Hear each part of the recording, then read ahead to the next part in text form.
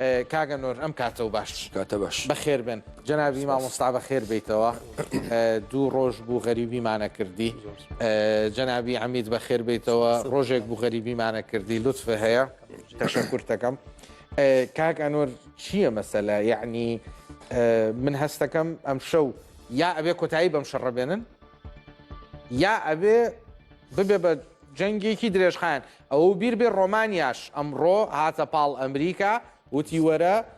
بنکە ئاسمانیەکانی من بەکاربێنە یعنی چی یعنی بی1 و بی2 بی52 لەمە دوا پێویستیان بەوە نابێن نە لە ئەمریکاوە نە لە بەریتانیاوە بفرن لە ڕۆمانیاوە بفرن لە ئێران بن و بگەڕێنەوە کە 1500 کیلۆمەتر لەوەی دوورە. زۆر سپاس دیسان قسەکانی ئەم چەند ساعتەی پێشووی ترامپ بارودۆخێکی پرپارادۆکسی خوڵخاندووە لە ئاستی میدیاکانی دنیا ئەوەی کە دوێنێ شەوتە بووی و ئەم ڕۆژ تاکیدی لێ کردەوە و دوایش بە جۆرێکی تر قساکە لە ڕاستیە هەندێک جار کاک بێسون بۆی لە حقیقەت تێبگەیە بێ پێچەوانەکەی وەرگری بەشێک لە چاودێران پێیان وایە ئەو قسانەی ترامپ ئەیکا لە میدیاکانە و ئەو ڕووداوانەی کە لەسەر ئەرزی واقع لە ئێران ڕووەدا دوشتی زۆر جیاوازن ئەو هەموو بردومان و هێرشی زەمینی و هێنانی هێزی گەورەتر و ئەوانە پێیان وایە لەلایەکەوە بۆ ئەوەیە کە ئێران خەریککەن بەوەی کە ترامپ نیەتێکی هەیە بۆ سازش ئاخۆ ئەوێ مەسەلەن سیگناڵ و مەسجەکانی بەرپرسانی کۆماری ئیسلامی ئێران چییە لەم بابەتەوە بۆیە ئەوەی کە ئیسرائیلەکانیش ئەمڕۆ وەزیری ڕۆشنبیری ئیسرائیل قسەی کردو ینی تەنانەت وای لات وەزیر ڕۆشنبیریش هاتۆتە سەر خەت بۆی قسە بکە ئەڵێ ئەم شەڕە کاتێکەوەستەیە کە ئێرانیەکان تەنها کلاشکۆفیان پێ بما بێ و ئەوەش کە بازەکرێ شەڕەوەستێ ئەوە بڕیاری ئێمە نییە لەلایەکەوە بەڕاستی ئەوەیە کە ترامپیش لە چەند شەوی ڕابردووە خۆی وتی ئێمە لەگەڵ بنیامین ناتانیا و هەموو بڕیارێکە دێن و ئەم ئەجێندای ئۆپراسیۆنە جێبەجێیەکەین بۆیە بەڵام وا دیارەکە ترامپ ویا با بڵێم ویلایەتە یەکگرتووەکانی ئەمریکا چاوەڕێیە هێشتا خەڵک بێتە سەرشەقام و خۆپیشاندان و ئەتراز و ناڕەزایەتی بێ بەکات بە تایبەتی کاتێکە تاخیر بۆ هاتنە سەرشەقامی خەڵک و هێز ئۆپۆزیسیۆنە کوردیەکان ئەو بەدیلە بەقووەتە نەبوون کە تەسەورەکرا بۆیە چاوەڕێ ئەوەکە کە بەڕێی خۆم کاک بێستون تەسەورەکەم ڕووداوێکی گەورە لە ڕێایە یعنی تەسەورەکەم کارە ساتباریش بێ هەندێک لە ئەمڕۆ لە هەندێک لەو میدیانە باسی ئەوەکەن لە ئەگەری لێدانی پرۆژەی ئەتۆمی بووشەهر ڕەنگە کارەساتێکی هاوشێوەی چێرنۆبڵ ڕووبدا یان ئەوەی کە بۆردۆمانکردنی ئەمڕۆ خۆش دەزانی جگەلەوەی کە ئیسرائیل و توێتی ئەبێ خەڵک لە بانکەکانی ئێران دوورکەونەوە کە لەوان نادێن لە هەمان بە هەمان شێرانی شەڵێ لە بانکەکانێم لە عینەکانێم لە کەنداوە جگە لەوەش ئێستا ئەم پێچێ لە 48 ساعتی داهاتووە تەرکیزی ئەمریکیەکان لەسەر بەندەرەکان بێ لە بەندەرەکان بە ئێرانی شەڵێ منیش لە بەندەرەکانی کەنداوەیە دیارە ئەوە بەڵێ دوێنێ شەو ئێمە لێرەیان زۆر یەکەم کەس بوون کە باسی جەنابەت باسی دورگەی خارک کرد بەڵێ و ئەگەر تا ئەم چرکە ساتە لێینە درابێ سببەکەی وەیە ئێران ئامادەیە لە هەموو بەندەرەکانی وڵاتانی کەندا و با لە بەرامبەرە ئەوەش دروستە بەڵام بەندەرەکانی ئێران لە ڕاستیایی تر شادەماری مەسەن ئاڵگۆڕی بازرگانین و مەسەن هەندێک لەو بەندەرانە باز لەوەکەن کە مەسەن ئاڵگۆڕی 7 ملیۆن تەن کالا و کەلوپەلەکەوە دەست ڕاگەشتنێتی بە دەریاوە سەبەبێکی گەورەیە بۆ گواستنەوەی نەوت بۆیە پێچیانی هێرشەکە ئەوەی کە جەنا پێش بەرنامەکەش باس کرد ئەو پێکدادانانی کە ئەم شۆ لە تاران ڕوویداوە چییە ئەو گروپە تۆ ناوێککە پێوتم چییە ئەو ناو ئەمە ناویان گروپی گورگەکانی شەوە گروپی گورگەکانی شەو بینەرانی بەڕێز ئەمە پێشتریش چالاکیان کردووە وەگوایە بە قسەی ئێرانیەکانیش جارێک هەوڵی کوشتنی خامنەیشیان داوە بەڵام ئەمانە جگە لەوەی کە ئەم شۆگوایە بەریەکەوتنیان بۆ لەگەڵ هێزەکانی تڵاعات دەکەس لە هێزە ئەمنیەکان کوژراوە لە ئێران و لە هەمان کاتا ئێران وایە ناوەبا کە ئەمانە جگە لەوەی کە هەوڵی کوشتنەدەن هەوڵی وێنەگرتنی شوێنە حەساسەکانی ئێرانیان داوە و لە هەمان شێوە هەوڵی اختیالیان داوە و لە هەمان کاتە ئەمانە بە قسەی ئەو ئیش بۆ ئیسرائیل و ئەمریکیەکانەکەن بەڕێزان پێش هاتێکی تازەیە ئەمە پێشهاتێکی نوێیە کە پێشتر نمونەی نەبووە لە ناو تارانە گروپێک کاکە ئەنۆر پێمانەڵێ ئەم گروپە خۆیان ناوناوە گروپی گورگەکانی شەو ئیشیان ئەوەیە سیخوڕی بۆ ئیسرائیلەکەن ئیشیان ئەوەیە هەوڵی کوشتن اختیال ئەدەن و ئەم شەو بۆ یەکەم جار ئیشیان ئەوە بوو کە هێرشیان کردە سەر هێزە ئەمنیەکانی ئێران و ئەگوترێ کە دە کەسیان لە هێزە ئەمنیەکانی ئێران کوشتووە. مەبەستمە بزانین ئەم گروپی گورگی شەوانە کێن کاکە ئەنوەر ئەمە بەپی ناوەڕۆک و ئیش و کار و کەسابەت و مشنیان بێ لە دنیاە ئەبێ ئەو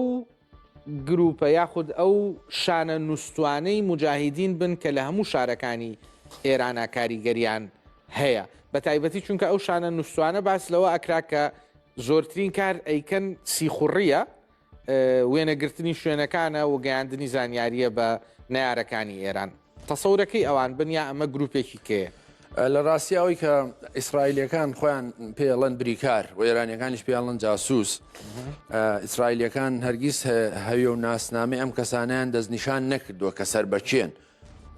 بەڵام لە ڕاستیە سازمانی مجاهدینی خەڵق ئەو شەوەش باسمان کرد پەیوەندێکی گەورەی لەگەڵ مجاهدینی خەڵق هەیە و لە ڕاستیە بەشێکی تر لە هێزەکانی ئۆپۆزیسیۆنی ئێرانیش ئەم پەیوەندیان هەیە بەڵام لەگەڵ ئەموو ئەوانەیە کاک وێستون سازمانی مجاهدینی خەڵق زۆر چالاک بووە بەردەوام لە ناو ئێران و خەڵکی هەیە لە ناو ڕیزەکانی حکوومەت و سوپا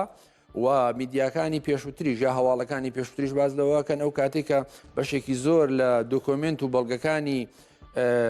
پرۆژە ئەتۆمیەکانی ئێران لەلایەن ئیسرائیلەوە برایە و دواتر چوە ئازەربایجان و ناتانیاهۆ لە مەراسیمەکە پەردەی لەسەر لابرد مجاهدینی خەڵق دەور و نەخشی هەبوو وەجگە لەوەی سازمانی مجاهدینی خەڵق خۆی کاتی خۆی بەشێک بۆ لە سوپا و هەژمون و هەیمەنەی هەیە و ئیمکاناتی گەورەی مادی هەیە بۆ کڕینی خەڵک گورگیشەوە چێن چکارن ئەمانە لە ڕاستیا وەکوتم ناسنامەکەیان نییە بەڵام بەپێی ئەوەی کە ئێران ناوی ناون ئەمانە مخابرات یا بەکرێگیراوی ئیسرائیل و ئەمریکان کە زۆرتر پێچێ لە ڕاستیە ئەمانە ئیش بۆ ئیسرائیل بکەن و وەکوتم بەڵام ئەمانە ناسنامە و هەوێتەکەیان دیار نییە ئایا ئەمە سەر بە مجاهدینی خەڵقن یا سەر بە گروپێکی ئەحزابی سیاسین بەڵکو ئەمانە کاگن لە شەڕی 12 ڕۆژەشە راپۆرتەکانی ئیسرائیل باز لەوەکەن کە هەموو بریکارەکانی ئەمە یا جاسوسەکانی ئەوان لەم شوێنانە دابەش بوون ولا لە هەموو ئێرانە دەور و نەخشیان هەبووە و ئیمکاناتێکی گەورەیان لە بەردەستا و معلوماتی جەنابیشت کتێبێکیان نووسیوە چەند تازەیە پێم وایە بەناوی ئەمازۆنەکانی موساد باسی ئەم چیرۆکانەکە و یەکێ لە چیرۆکەکانی ئەوەیە کە لە تاران ئەمانە چیەکەن و لە ڕاستیە بمانێ و نەمانەوە ئیسرائیل بە حکمی ئەوەمی ئیمکاناتە مادیکەی فراهەمیەکە بۆ ئەم خەڵکانە ینی با بڵێم پێگەی هەیە لە ئێران لە هەموو بەشێکی دنیا و نەکەر لە ئێران لە بەشێکی زۆری دنیا وەکو باسیشم کرد ئوستاز لە مەسەلەن یەکێ لە بنکەکانی لە ئیماراتە و ئەو هەموو هێرشانی کاکرێتە سەر ئیمارات بەشێکی پەیوەندی بۆ هەیە بۆیە ئەمانە ڕاستە تازەنین بەڵام ئەو پێکدادانەی ئەمشۆ پێشهاتێکی تازای هاوکاتە لەگەڵ پێکاتنی ئەو هاوپەیمانێتی کە عەرەبەکان لە ئەهواز پێکیان هێناوە لە نوێ ینی دوای ئەو هاوپەیمانەتی کوردستان ئەوانی وە تەسەورەکەم هاوپەیمانێتە لە ناوچەکانی بلوچستانیش ڕاستە نزیکن هێزەکانی سەر بە بلوچ لەوێش لە داهاتوویەکی نزیکە پێک بێ و ئەمەش پێم وایە یعنی هین نییە سوتفە نییە بەڵکو پێم وایە ئەجێندایە بەرنمەیە و ئەمریکەکانی لە پشتەوەی بۆ دروستکردنی ئەم هاوپەیمانەتیانە و کاکین هاوپەیمانەتی ئەهوازی عەرەبەکان ئەم هەش هێزانە کامی هێزی هینن ئەم هێزی نەتەوەی و ناسیۆنالیست و ئەوانن ینی بڵێ هێزی دینی ئەوانی تیانە قسەکەوەی کاکین ئەو منطقەی ئەهواز منطقەیەکەکە بەپێی ئامارەکان یا با بڵم خاتەمی قسەیەکی زۆر بە ناوبانگی هەیە لەسەر خوزستان کە پایتەختی ئەهوازە ئەڵێ ئێران بە خوزستان زیندە ئەست یعنی باز لەوەکرێت کە لە 100 بەرهەمی نەوتی ئێران یا با بڵێم دنیا لێو بەرهەمێکە یەکسانە بە نەوتی کوێت و ئیمارات ئەوە نەجەوگە موقعەتێکی بەهێزی هەیە جگە لەو بەندەری ئابادان کێکێک لە بەندەرە گەورەکان کە پێچێ مەسەلەن لەو پلانی کە ئەمریکا باسیەکە بەڵێتە بەرهێرش جگە لە قسەکانی قاڵی بافی سەرۆکی پەرلەمان کە ئەمڕۆی جەنابە دێڵێەوە ڕاگەاندووە سەرۆکی پۆلیسی ئێرانیش ڕایگەیاندووە ئەڵێ هەر کەسێک بێتە سەر شەقام بە هەر مەبەستێک و هەر کەسێ بچێتە سنوورەکان ئێمە حسابی ئەوەی بۆکەین کە ئەوە خیانەتکارە و دژی کۆماری ئیسلامی ئێرانە هەموو ئەوانە ئوستاز ئاماژەیە بۆی کە ئێستا ئەگەری هاتنە سەر شەقامی خەڵک ڕەنگە مەسەلەن دواکەوتە بێ یان درەنگ بکەوێ یان داخڵبوونی هێزەکانی ئۆپۆزیسیۆن بە جۆرە لە جۆرەکان بەڵام هەمیشە یەکێکە لە محتەمەلەکان کە ئیمکانی هەیە و هەمووشیان ناشارنەوە ئێستا هێزە ئۆپۆزیسیۆنەکانی ئێران هەمیان ناشاردۆتەوەکە قسەیەکی لەسەرکەم ئەو قسانەی قاڵی باف ینی مەسەلەن نازانم بۆچی داوە لە خەڵکی ئێران یانی لایەنگرانی خۆیانەکە بێنە سەر شەقام لە کاتێکە ئەوە بەڕاستی بە ضرورێتێکی نابینم لە کاتێکە ڕەنگە ئەوان ئەوە بزانن یان ئەوە ببیستن کە خەڵکی ئۆپۆزیسیۆنیان نافسیان بێتە سەر شەقام و لەو کاتەشە ئەوە دەلالەتە بۆی کە بیانێن ڕێگای خۆشکەن بۆ شەڕێکی ناخۆ یانەوەی کە ئەمریکا ئەوێ شەڕێکی ناخۆ دروست بێ لە حاڵدا پێم وایە شەڕەکە لە ینی ڕەنگە بچێتە خۆناغێکی جیاوازتر بە تایبەتی ئەوەی کە وەکوتم ئەمڕۆ مەسەلەن ڕاگەیانەکان ئیسرائیل بە تایبەتی میکی زوهار ئەڵێ ئێمە ئێستا حالیەن مستەبا ئاماژمانە و دوای ئەوە ئەڵێ ئاڵگۆڕی ئێران لە دەست خەڵکی ئێراندایە و دواییش ئەڵێ پێشەوەی ترام جەنگەکە ڕاگری ئەمە کارەکە تەواوەکەین ئەمە لەلایەک لایەک تریشەوە ینی سینناریۆی ئەوەی کە هێزی زەمینی دابەزێنن یان ئەوەی لەو شوێنانەی کە بۆیان حەسم نابێ یان بۆ ترساندنی هێزەکانی ئێران و سوپای پازداران باز دەوەکرێ بۆمبی تەقلیدی بەکاربێنن لە هەندێک شوێن یان ئەوەش کە کاک دەسون ترامپ مەسەل ئەمڕۆ 3 جار قسەی کردو لە هەموو قسەکانیە باسی ئەوەکە کە سوپاکەی ئێمە زۆر بەهێز ئێمە سوپایەکی زۆر بەهێزمان هەیە ئەمانە لە ڕاستیە ئاماژەیە کە بێوێ بە جۆرە لە جۆرەکان سوپا دەخالت بکە لەم شەڕەیە بە تایبەتیەوەی کە تۆش بتە دیەکێ لەو کۆنگرێزمانە کە وەکو جەنابت بۆی نەبووە قسە بکە بەڵام ئەمە ئاینی مەترسی گەورەی دروست کردو کە ئای هێزی زەمینی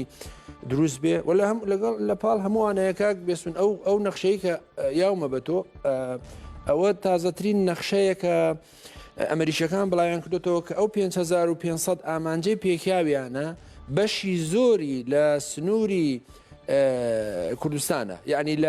لە ئازربایجانەوە دەست پێیەکا دێتە خوارەوە بۆ بوشەهر دێتەوە بۆ مەسەلەن ڕزایە و ورمێ و ئەو منتەقانە سەڵماس و خوی تا دێتە سنە و کرماشان و ئیلام و ئەمانە دەلالەتە لەوەی کە هێشتا ئەمانە ئامانجی سەرەکیانە ئەگە دیقەت بێت لە سنوورەکانی پاکستان و ئەفغانستان کەمترین هێرشیان ئەنجام داوە ئەو هێرشانەی زۆرترین هێرشکە ئەنجامیان داوە لە سنوورەکانی عێراق و لە کوردستان بەڵێ تاران و ئەسفهانیش بەڵێ ئەوش بە حکمی ئەوەی کە کاگە و بەکراوانەی تاران بە حکمی ئەوەی مەسەلەن کە خوراسانی شیمالی هەر لێی نەیراوە کوڵستان هەر لێی نەیراوە خوراسانی ڕەزەوی هەر لێی نەیراوە خوراسانی باشوور هەر لێی نەیراوە ئەو ڕۆژە ئێمە وتمان سستان و بەلوچستانیش لێی نێراوە پێیان زانی دوای ئەوە لێیاننا بیری ئەو ڕۆژە کەمترین منشاتی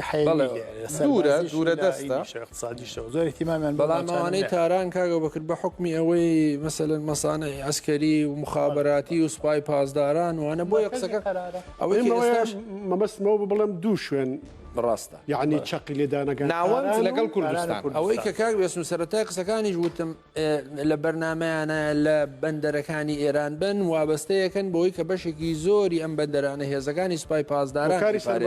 نزیکن لەوێ سپاس ئەوە قسەیەکی تریش ئەمڕۆ کە ڕەنگە شەڕەکە قوڵتر کاتەوە قسەیەکی خراپی ئەردۆگان بوو وتی لە دوای هۆلۆکۆست ئەوەی کە بەسەر جوولەکە هاتووە ئەوەیە کە ناتانیەهۆ حزوری هەیە ئەوانش وەڵامیان دایەوە بەم هێرشە تازانەی حیزب الله جارێکتر بۆ سەر ئیسرائیل پێم وایە حیزب الله حوتی ئۆکتۆبرێکی تر ینی سینناریۆ هەڵەکانی حەماسی دووبارە کردەوە و بیانی زۆرترەداتە دەست ئیسرائیل کە بەشێکی زۆری ئەوەی پێڵەن جنوبی لوبناان وێرام بکە وەکو خۆشیان ئەمڕۆ ڕاگەاندنیاندا بوو ئیسرائیلەکان کاڵێ ئەو ناوچانە چۆڵکەن بە خەڵک و تا مدەتێکی درێژیش ئەبێ چۆڵی بکەن لێ نەمێنن بۆ ترمپیش لە قسەکانی ئەمڕۆیە دیسان تاکیدی لەسەرەوە کردەوە کە ئەبێ حیزب الله لە ناوبەرین خۆی ڕاستیە ئوستاز حیزب الله ڕەنگە ئیشتیبایەکی گەورەکە کە لە ناو ئەو بەو شقڵێکی احتیوا کراوە و ئەو ئیمداداتە سەربازی پێشتری نەماوە کە هیلالی شێعی بۆی دابینە کرد لە کرماشانەوە ئەهات بە دیالە چۆر سووریا و پێگەیشت ئەمە کارێکی مستحیل لە ئێستاکە بە تایبەتی باز لەوە ژەکرن کە حکوومەتی نوێی سووریا و ئەحمەشەرە بەشداری بکات لەم شەڕانەیە بە قازانجی ئیسرائیل و هیچیش بە مەحاڵی مەزان هەرچەندە هێزەکانی مقاومەی عێراقی هەڕەشایان کردو ئەگەر ئەحمەشەر ئەوە بکە ئێمە ڕوبەڕوویە بینەوە یا قبولی ناکەین بەڵام لە هەر حاڵدا بە ئیسرائیل بە هەمووی ئیمکاناتی خۆی سەرڤەکە بۆ ئەوەی کە حیزب الله بە یەکجاری لە ڕووی عسکەریەوە کۆتایی پێبێنێ و ئەو موشەکانەی موشەکە کوردمەودایانەی هەیەی کە بێگومان باز لە موشکی زۆرەکرێت کە هەی بووە بەڵام لەو شەڕانەی پێشترا زۆری لە نابردو قسەکەویە کە ئەمە واکە بەڕاستی کە جارێکی تر لوبناان تووشی نەهامەتی گەورە هاوشێوەی غەزا ینی تەخت بکرێ بردومانی گەورە بکرێ و خەڵکی تر بتە قوربانی لە کاتێکا کە بەڕاستی دەوڵەتی لوبناان هیچ ئیمکاناتێکی نییە ینی ناتوانێت بسەیتەرێ نیە دەوڵەت ماوە لە لوبناانە و لەگەڵەوەشە حیزب الله سەرڕایەوەی کە لە ڕووی عسکەریەوە زایی بوو بەڵام هێزێکی عقایدیە ینی بەم زوانە نافۆتەوەی کە ئیسرائیل تەسەوریەکە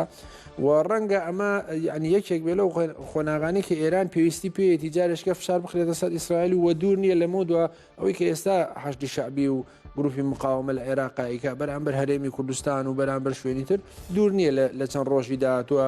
حوسیەکانیش بێنە ئەوە جارشکە فشار بخەنە سەر هێزەکانی ئەمریکاوانەوە بەحاڵ ئەوانەی هەموو قسانی ترام دەلالێتە لەوەی شەڕەکە فراوانتر بێ و بە جۆرێکی تر بێ کە بیانووی زۆرتر بداتە دەست ئەمریکا و ئیسرائیل بۆ هێرشی زیاتر بۆ فشاری زۆرتر بۆ احتیوای زیاتر ئێرانیەکان نانود لە دوسێ ڕۆژی ڕابردووتیان کەشتیگەلی ئیبراهیم لینکۆڵمان کردوتە ئامانز بەڵام ڕاستیا و حقیقەتیانە و ئەوەش کە ئەوەی ئێران ناتوانێت بیگرێ بە ئامان لەبەرەوەمانە تەکنۆلۆژیای زۆر پێشکەوتویانتیان لە ئاسمان یەک دوام ئامادەستمەوە بڵام وتم کاتێکە وەکو خۆیان دەڵێن ئەو هێرشانە هێزی دەریاییان لە نابردووە و بەشێکی زۆر 1970 باسی لە ناوبردننی موشێکی بالستی و سەکۆکان و هێزە فڕۆکەخانەکانی ئێران و ئەوانیان کردووە کە واستا ئێستا وا دیارە بە دوای ئەمانەیە ئەبێ ئامانجی تر بگرن کەمانای ئەوەیە کە شەڕەکە ڕانەوەستی.